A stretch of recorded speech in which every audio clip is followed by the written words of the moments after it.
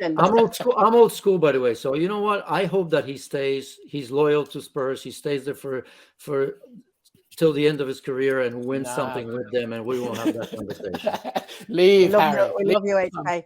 So listen, Spurs are breathing down Newcastle's necks now. What's your feeling about the top four come the end of the season, guys? I'll start with you, Janusz. Yeah, it's interesting. I mean, I'm even changing. Never mind the top four. I mean, we've been talking about Manchester City and Arsenal, but we're two fight. The third very often, gets something out of it. And Manchester United, wasn't a perfect game, that's for sure, but they're creeping up closer and closer. And look, I mean, City lost, Arsenal lost. I think we have to look at them. So I look at three: Arsenal, Manchester City, Manchester United for sure. And yeah, what a fight! I think maybe a couple of weeks ago I looked at Newcastle as one of those that are going to be there. But this is a massive win for Spurs. But Spurs will have to prove to me that they can do that and play like that and show the variety in play more often. Because Newcastle, it feels to me, they are a little bit more balanced, right? Defensively in attack, home or away, they can play in different ways. Where I still think, as I've said today, you look at Spurs, I mean, that was their game. That was a perfect opponent for them because nobody's going to ask those questions. But can they do that again at home and be as pragmatic as they often are and not get it done? That's what worries me about Spurs going forward still. Yeah, I totally agree. I want to see more consistency from Tottenham. It's funny that you asked this question, Kmart, because I have a weekly column at ESPN now. It's called The Tap-In, and this was the theme of the week.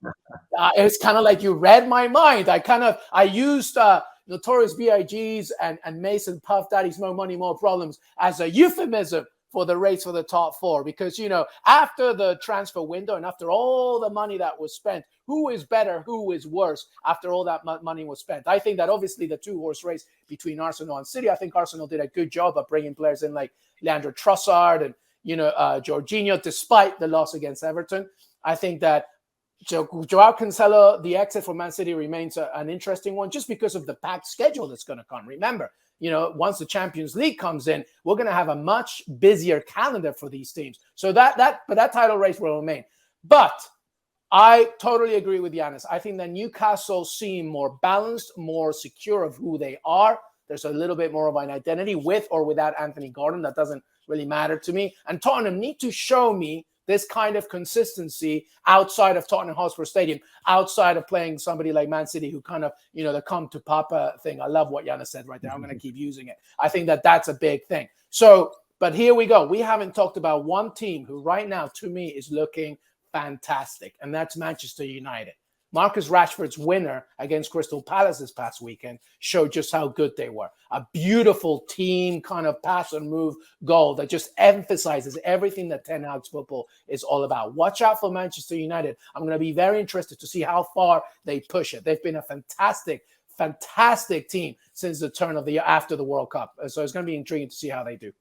Yeah, so check out Luis's column. Make sure to also be back with us tomorrow.